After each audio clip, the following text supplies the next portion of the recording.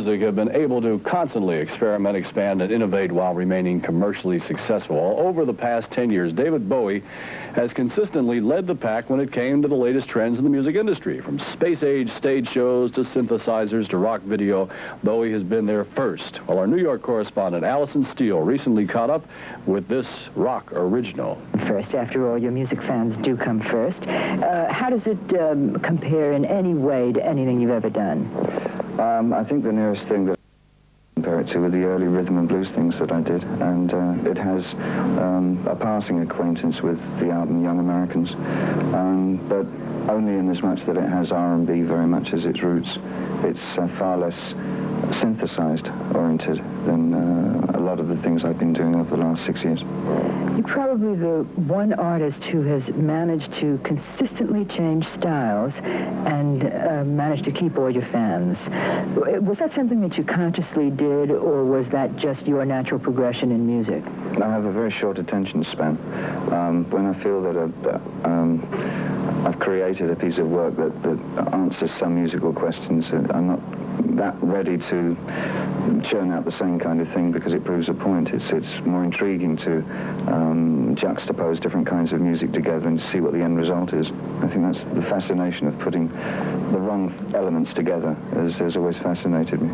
I think that's probably been the thing that your fans have been so fascinated with, is that they always knew they could get something new and different and innovative from you. I'd like to talk about your movies. There's Hunger now. Yep. Tell me about your role in that. I played a part of the lover of a character called Miriam, played by Catherine Deneuve.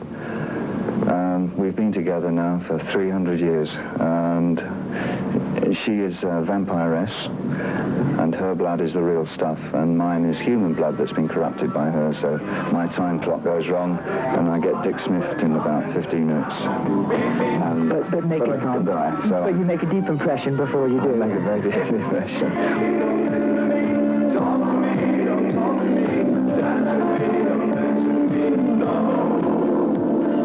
What is left to titillate the imagination and the creativity of David Bowie? I did notice I needed a new pair of shoes. These seem to be going, so I'll probably get a worthwhile I'll project. Get new shoes. Would you like to do more theater? Probably. I think the nicest things that I've seen recently have been off-Broadway. I wouldn't jump into anything on Broadway for the sake of doing Broadway, I don't think. Can you give me any kind of a description of David Bowie in 1990? Absolutely none whatsoever, no. A blank picture, and you don't even want to think about it?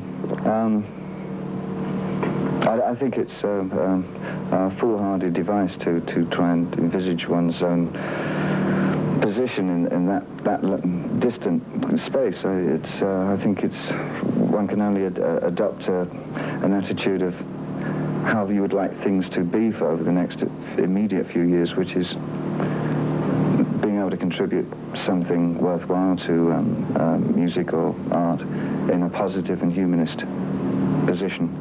Well, the Carlisle is a class hotel, and David Bowie is a class act. It's where he belongs. He's a class act in rock circles, or in any other circles for that matter. He's the kind of a performer that we don't see all the time. He's innovative, he's inventive, he's always moving ahead, and he's aware of his audience and wants to please them. That's us. I hope you've enjoyed meeting him as much as I have. Reporting for CNN in New York, I'm Allison Steele.